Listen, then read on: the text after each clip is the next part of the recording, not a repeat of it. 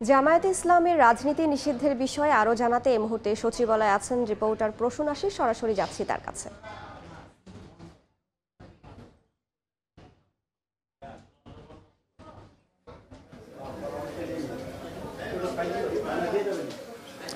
দেখুন, রাজনৈতিক দল হিসেবে জামায়াতে ইসলামীকে নিষিদ্ধ করার ব্যাপারে রাজনৈতিক সিদ্ধান্তটি গত সোমবারই কিন্তু হয়েছিল।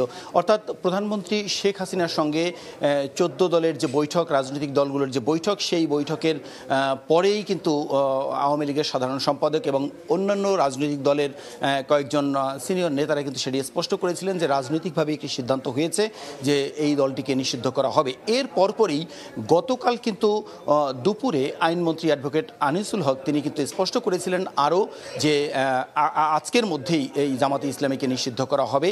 তারপরে একটি বৈঠকও হয়েছে। আমরা সবশেষ আপডেটটি যদি আমরা জানাই এবং প্রক্রিয়াটি যদি বলি, মূলত গতকাল আইনমন্ত্রী মহোদয় আমাদের জানিয়েছিলেন যে নির্বাহী আদেশেই এই সিদ্ধান্তটি হবে।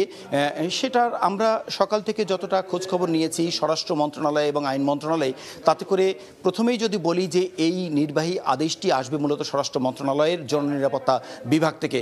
আমরা যতটা জানতে পেরেছি জননিরাপত্তা বিভাগ থেকে একটি প্রস্তাব আসবে ভেটিংয়ের জন্য, অর্থাৎ আইনগত দিক সর্বশেষ খতিয়ে দেখার যে বিষয়টি, তার জন্য আইন মন্ত্রণালয় তারা একটি চিঠি পাঠাবে। ইতিমধ্যে সেই চিঠিটি এসেছে বলে আমরা বিশ্বস্ত সূত্রে জানতে পেরেছি এবং এইখান থেকে ভেটিং শেষে আইনমন্ত্রী মহোদয় স্বাক্ষরের পর সেটি আবার স্বরাষ্ট্র মন্ত্রণালয়ে পাঠাবে এবং আজকেই বিকেলের মধ্যেই এই আদেশটি জারি হবে বলে আমরা জানতে পেরেছি এবং সেটি নিশ্চিত করে গতকাল আইনমন্ত্রী মহোদয় বলেছেন। কিছুক্ষণ আগেই আমি যে এখন কথা বলছি তার ঠিক 3 থেকে 4 মিনিট আগেই আইনমন্ত্রী মহোদয় প্রবেশ করলেন। তিনি বললেন যে দেখবেন, এইটুকু শুধু মন্তব্য করলেন যে যদি কিছু হয় দেখবেন। অর্থাৎ তার যে ভাষা সেটিতে আমরা কিছুটা আশ্বস্ত হচ্ছি যে এই ব্যাপারে একটি সিদ্ধান্ত আজকে হচ্ছে। মূলত এই ছিল জামায়াতে ইসলামী নিষিদ্ধ করার ব্যাপারে সবশেষ তথ্য। আমরা যখনই এটির আদেশ জারি হয়ে যাবে তখন আমরা তথ্যটি আরও নিশ্চিত করে জানিয়ে দিতে পারবো। সচিবালয় থেকে যুক্ত হয়েছিলেন সহকর্মী প্রসূন আশিস।